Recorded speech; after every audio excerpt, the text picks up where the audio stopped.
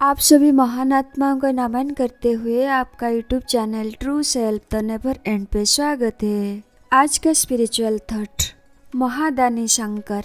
भगवान शंकर अपना एक छोटा सा कुटिया में रहते थे। उनका एक भी घर कहीं पर नहीं था। माता पार्वती जी के मन में दुख था, मेरा एक घर नहीं है। भगवान शंकर जी हर समय ध्यान में रहते थे, कभी स्मशान में तो कभी पर्वत के ऊपर। ध्यान करते करते कई साल बीत जाता था। भगवान शंकर मृत्यु को जय करके शिव स्वरूप को प्राप्त कर चुके थे, इसीलिए भगवान शंकर को शिव कहते हैं। भगवान शंकर हर पल ध्यान मुद्रा में रहते थे।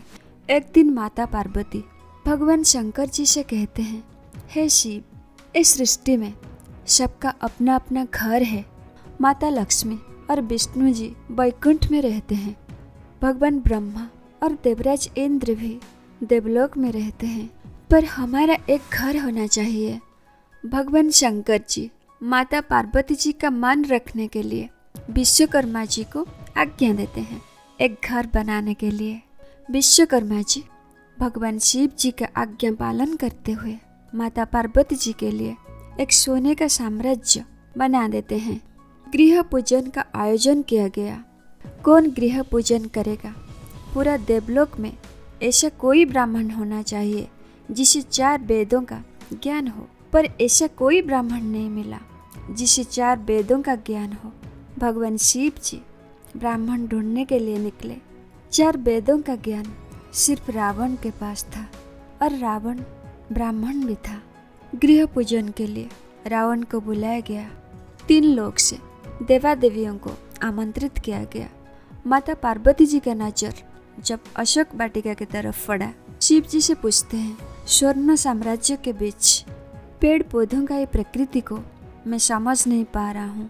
इसका उत्तर में विष्णु जी कहते हैं, इस स्वर्ण का साम्राज्य के साथ एक युग का प्रतिष्ठा हो गया। इसका आरंभ रावण का हाथ से होगा और इसी युग का अंत रावण में ही खत्म होगा। माता पार्वती जी को कुछ समझ में नहीं आ रहा है। माता पार्वती जी को बहुत खुश होता देखकर भगवान शंकर कहते हैं, तुम इस कुटिया से मेरा सामान खाली मत करना, हम फिर वही आने वाले हैं। पार्वती जी कहते हैं, मेरे लिए नए सोने का साम्राज्य बनाया गया, फिर यहाँ लौटने का तात्पर्य क्या है?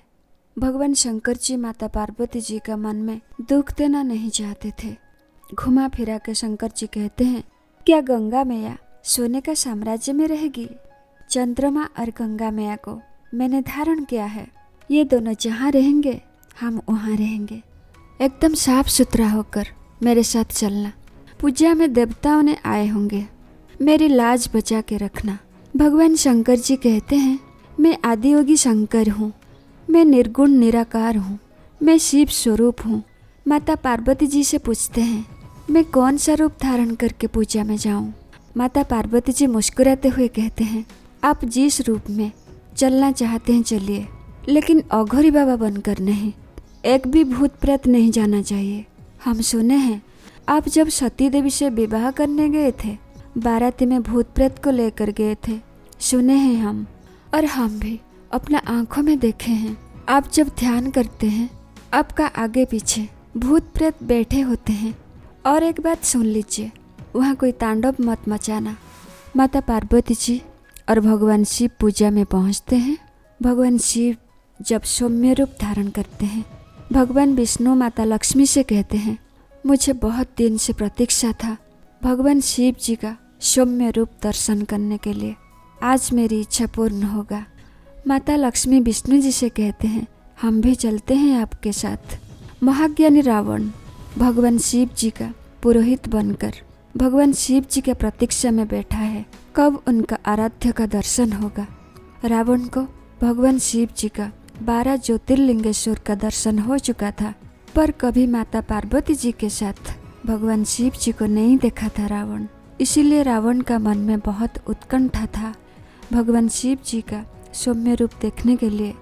भगवान शिव जी का सौम्य रूप देखते ही देवताओं ने पुष्प वर्षा करते हैं। पुरोहित रावण देवताओं के उपस्थिति में वेदमंत्र उच्चारण के साथ यज्ञ शुरू करता है। कुछ ही क्षण में गृह पूजन समाप्त हो गया। देवर्षि नारद जी जब विष्णु जी से पूछते हैं, ये क्या हो रहा है, मुझे समझ में नहीं आ रहा है। देवलोक में क्या ज्ञानियों का अभाव है? रावण को अपना पुरोहित मान लिए हैं। विष्णु जी देवर्षि नारद से कहते हैं, रावण सिर्फ ब्राह्मण नहीं, भगवान शिव जी का बहुत बड़ा भक्त है। भगवान शिव जी रावण को अपना पुरोहित बनाकर उसका परीक्षा ले रहे हैं और एक नई युग का प्रतिष्ठा कर रहे हैं। रावण भगवान शिव जी को संतुष्ट करने के लिए अपना हाथ में अपना 9 सिर को बलि दे चुका है। आज भगवान शिव जी रावण का अंतिम परीक्षा ले रहे हैं। पूजा समाप्त होते ही रावण भगवान शिव जी से मिलता है। मेरा दक्षिणा दीजिए प्रभु। भगवान शिव जी कहते हैं, दक्षिणा में तुम्हें क्या चाहिए? रावण कहता है, मुझे यही सोने का साम्राज्य चाहिए। देवर्षि नारद विष्णु जी के पास बैठा था, दौड़ के आ जाता है। भगवान शिव जी से कहता है, रुकिए भोलानाथ, सोने का साम्राज्य देने के लिए आप हाँ मत करिए। भगवान शिव स्वर्ण साम्राज्य देने के लिए रावण को हाँ कर देते हैं, तथास्तु कह देते हैं और उनका तीसरा नेत्र का दृष्टि अशोक वाटिका पर पड़ता है। यही दृष्टि को रावण समझ जाता है और भगवान शिव जी का पैर पड़ता है। उसी क्षण भगवान विष्णु और शिव जी आमने सामने आ जाते हैं।